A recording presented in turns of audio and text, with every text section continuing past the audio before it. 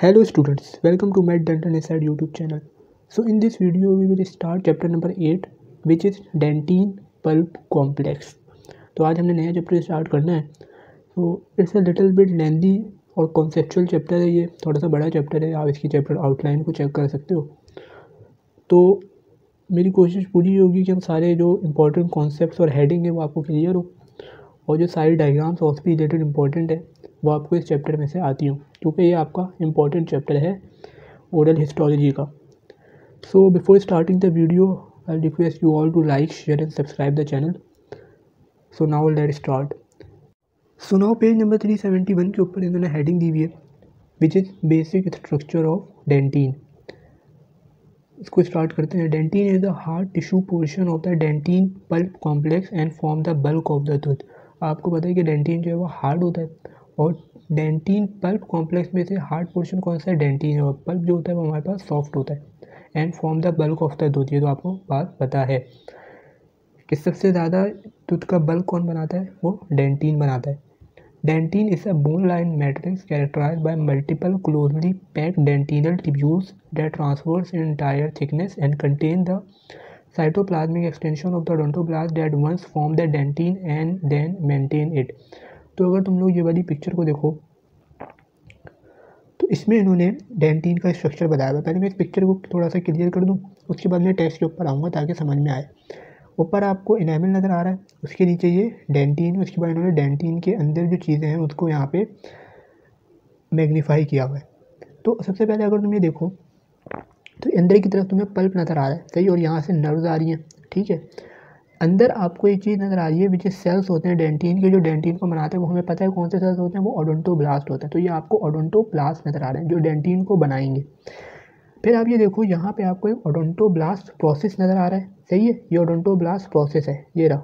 ठीक है, और फिर आपको नज़र आ रहे हैं डेंटिनल टिब्यूल्स. ठीक है, तो हम दोबारा से इसकी टेक्स्ट के ऊपर आते हैं. इन्होंने क्या बोला? Dentine is a bone like matrix characterised by multiple closely packed dentinal tubule that ट्रांसफर्स its entire thickness and contain the cytoplasmic extensions of odontoblast.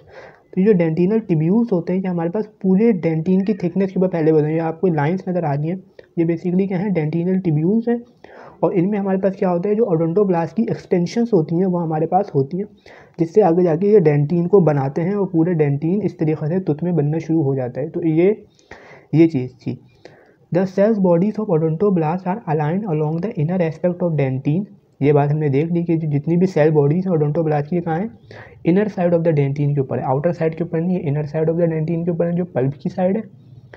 उसके बाद ये बोल रहे हैं against a layer of pre dentine where they also form the peripheral boundary of the dental pulp.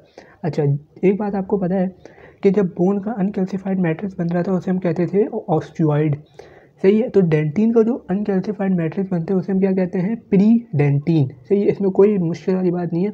सबसे पहले आपको पता है कि अनकैल्सिफाइड मैट्रिक्स बनता है तो उसको हम कहते हैं प्री डेंटीन. तो ये जो ओडोंटोब्लास्ट की सेल बॉडीज़ होती हैं वो कहाँ पे होती हैं? प्री डेंटीन के पास होती हैं या फिर peripheral boundary of the dental pulp पे होती हैं. तो आई होप कि आपको क्लियर हो गया होगा कि डेंटिनल टिब्यूल्स क्या होते हैं और प्री डेंटीन की तरफ ओडोंटोब्लास्ट की सेल बॉडीज़ होती हैं जो वहाँ पे अलाइन होती हैं. तो नाउ नेक्स्ट लाइंस के ऊपर आते हैं. सो नाउ नेक्स्ट लाइंस के ऊपर इन्होंने डेंटल पल्प के बारे में बताया हुआ है.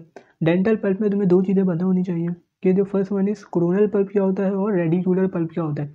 कोरोनल आपका वर्ड से जाहिर हो रहा है कि जो क्राउन में पल्प होगा, और रेडिकुलर वो पल्प होता है जो रूट में होता है.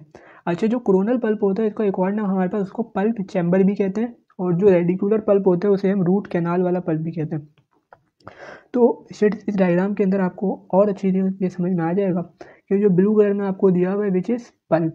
अब इस पल्प के दो पार्ट्स इन्होंने बताए. The first one is coronal pulp and the second one is radicular pulp. So इसके टेक्स्ट को स्टार्ट करते हैं. The dental pulp is the soft connective tissue that occupies the central portion of the tooth. Tooth का जो central portion होता है वहाँ पे क्या होता है? डेंटल पल्प होता है. और डेंटल पल्प जिस स्पेस में ऑक्यूपाई होता है उसे हम पल्प कैविटी कहते हैं.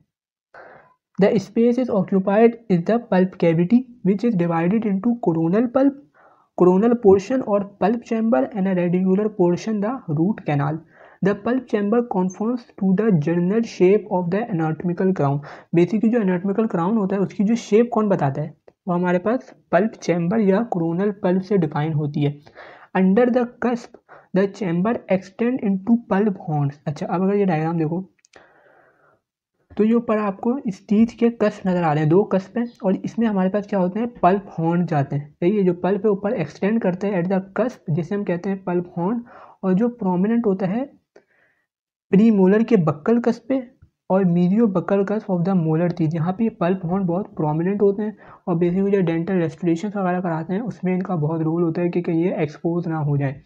सही है, तो पढ़ लेते हैं इनको। Cause the chamber extend into pulp horn which are especially prominent under the buccal cusp of premolar teeth and the mediobuccal cusp of the molar teeth. Their cusps are particularly significant in dental restorations when they must be avoided to prevent exposure of the pulp tissue. उसके बाद next paragraph में उन्होंने बोला है the root canal और the root canal system at it is called the multi rooted teeth. तो अगर तुम ये देखो, ये तो कोरोनल पल्प था, और रेडिकुलर पल्प अगर हमारे पास सिंगल रूटेड टीथ होगा तो क्या हो जाएगा, सिंगल रूटेड टीथ हो जाएगा तो क्या होगा हमारे पास रूट कैनाल, और अगर मल्टी रूटेड टीथ होगा तो हमारे पास रूट कैनाल सिस्टम, क्योंकि वहाँ पर 2 रूट्स आ जाएंगे या 3 रूट्स आ जाएंगे। तो इन्होंने यही बात की, we terminates at the apical foramen. Apical foramen basically ये नीचे वाली साइड होती है, यहाँ से नर्व्स और वेसल्स हमारे पास पल्प के अंदर आ रही होती हैं।